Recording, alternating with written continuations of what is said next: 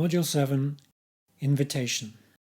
On several occasions throughout these notes, I've mentioned the idea of invitation as an open-ended promise, and how imposition is an intent to induce cooperation without invitation. The final selection to thinking in promises is therefore about the crowning concept of invitation, which you might recognize from the book Inviting Leadership by Daniel Mezek and Mark Sheffield. Invitation is the cherry on top of all the things we've discussed so far. It's part of a protocol for seeking a mandate to form a mutual and symbiotic collaboration in which one agent acts as an authority over others within a limited scope. Invitation begins with simple ideas. The simplest or most primitive form of invitation is just a dangling promise to accept something. The intent to accept a promise, if another agent will supply the missing piece of a binding, is an intent to stimulate cooperation in another. For example, a hole in a jigsaw puzzle invites a match from the matching piece with a protrusion. Nothing is forced or nothing is sudden. There's no obligation to fit a matching piece, only a sharing of information that would enable such a match to be made. This approach to binding forms the basis of all molecular interactions in nature, chemistry and biology. Molecules, cells, probes and receptors have acceptance shapes that match offer shapes, expressed by cells and molecules from genes to antibodies. Even the power plugs and sockets we discussed at the start of this course use this approach. The basic kind of invitation is called an open invitation. It offers no other information except a way forward, like leaving a door open and expecting someone to come in. As in the jigsaw puzzle at the beginning, we go back to the very simple promise rules of matching plus and minus again. An open invitation starts with an acceptance minus promise from an agent to accept something that it may not yet have offered. Or an agent could start with an inducement like plus promise, an offer of a bribe that's waiting to be accepted. The key thing about invitations is that these initial promises are unconditional and beneficial to the receiver. They offer benefits without conditions attached to form an opening dialogue. Most invitations would be acts of politeness, but they can also be imposed with ill intent. For example, by a malicious highwayman touting stand and deliver. Invitations that are imposed on a particular agent rather than being open to all agents could be interpreted as coercion. Here's a ticket to Antarctica, hint hint. I will take away your money unconditionally, hint hint.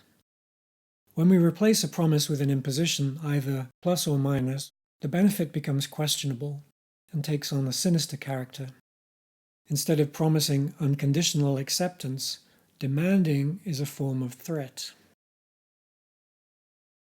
The invitations in the previous slide are a bit simplistic.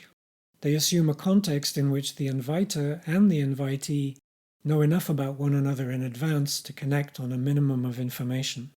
If you make a square hole, someone who trusts it will stick a square peg in it. But other invitations are a bit more like shopping for something unfamiliar. You might accept the open invitation to choose a commodity from a shelf in a supermarket, but if you go shopping for a special item from someone you don't know, you go more slowly and look for information as part of the protocol for accepting the offers.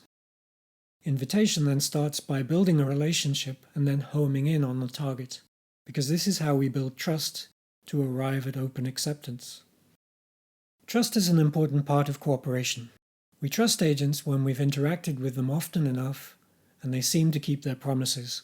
This is how we build relationships and trust. A more careful protocol, then, is one that builds trust through more interactions by baby steps, gradually building enough courage and homing in on the target of the invitation. This brings us to a more common style of formal invitation, such as when you receive a notice about an invitation to a wedding or a dinner. Let's sketch the promise diagrams. The invitation starts, as always, with an unconditional promise. The sender S promises up front to accept the recipient R to the event. Suppose X is the attendance to the event, the acceptance is minus X. This might not be enough to induce a response from R, as it's not clear what's expected of R from this information. So S now promises a formal invitation, which includes a definition or description of what X entails. For instance, you're invited to a party at such and such a time, or the product is good for you and contains these ingredients. We denote this def X as the definition of X. It's the definition of what X means. Invitations can be imposed or promised. Imposition would be a letter by post, and a promise would be something like a general advertisement. If R accepts the delivered formal invitation, i.e. the message containing the information about X, and reads it, then R may finally accept the invitation by attending the event X itself. In an RSVP-style invitation that you may know, the receiver's asked more steps. It's asked to reply too, promising attendance in advance, so that adds another step. You can try adding that step yourself using your promise diagram. Notice that there's a kind of countdown with general stages, like on your marks, get set, would you like to go now? The other stages only communicate information like product details, and the interaction homes in on a decision to go all the way or to break off the relationship early.